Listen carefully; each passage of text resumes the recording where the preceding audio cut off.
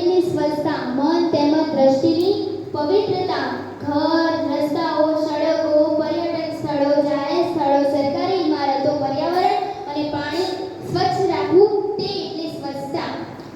Europe અને અમેરિકામાં 18મી અને 19મી સદી દરમિયાન જ્યારે ગંદકીના લીધે ખૂબ ખરાબ પરિસ્થિતિ હતી ત્યારે સ્વચ્છતા સિદ્ધાંતનો પ્રચાર કરવામાં આવ્યો હતો. અને જ્યાં સ્વચ્છતા હોય છે ત્યાં ભગવાનનો વાસ હોય છે એવું માનવામાં આવ્યું છે. ગાંધીજીએ પણ કહ્યું છે, સ્વચ્છતા ત્યાં પ્રભુતા. સ્વચ્છતા આપણા માટે ખૂબ જ મહત્વની છે. સ્વચ્છતા એટલે સુંદરતા, સ્વચ્છતા એટલે પવિત્રતા, સ્વચ્છતા એટલે દિવ્યતા, સ્વચ્છતા એટલે તંદુરસ્તી. કહેવાય છે કે સરી જતા સમય પર કોણે નજર કરી છે? કહેવાય છે કે સરી જતા સમય પર કોણે નજર કરી છે? આ ખરી જતા ફૂલોની કોને કદર કરી છે?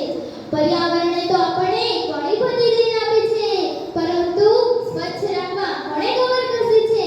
આપણા માનનીય વડાપ્રધાન શ્રી નરેન્દ્રભાઈ મોદીજીએ 2019માં નવી દિલ્હીમાં સ્વચ્છતા મિશન શરૂ કરાવ્યું હતું.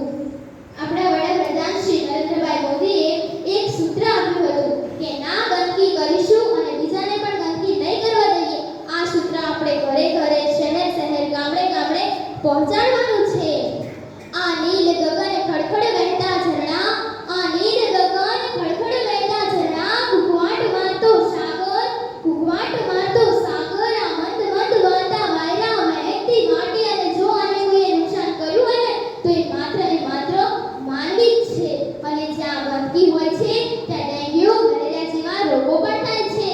ગાંધીજીએ એક વાક્ય કહ્યું છે કે મને મારા દેશની ગરીબી પર નહીં, કે મને મારા દેશની ગરીબી પર નહીં, પણ મને મારા દેશની ગંદકી જોઈને શરમ અનુભવાય છે.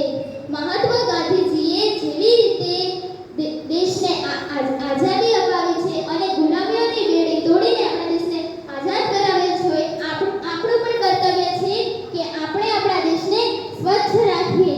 थूकने की नहीं है धरती मैया, थूकने की नहीं धरती मैया, बदलो अपनी आदत भैया. આપણે આપણા હાથ સ્વચ્છ રાખવા જોઈએ, આપણે પણ સ્વચ્છ રહેવું જોઈએ, આપણું આંગણિયું પણ સ્વચ્છ રાખવું જોઈએ, બધું સ્વચ્છ રાખવું જોઈએ. સ્વચ્છ ગુજરાત, સમૃદ્ધ ગુજરાત. સ્વચ્છતા હી સેવા 2024 ને આપણે સાકાર કરીશું. આવો આપણે ગંદકીને દૂર ભગાઈને સ્વચ્છતાને આગળ વધાવીએ. આપણને ખબર છે કે જ્યાં ગંદકી હોય છે ત્યાં રોગો થાય છે.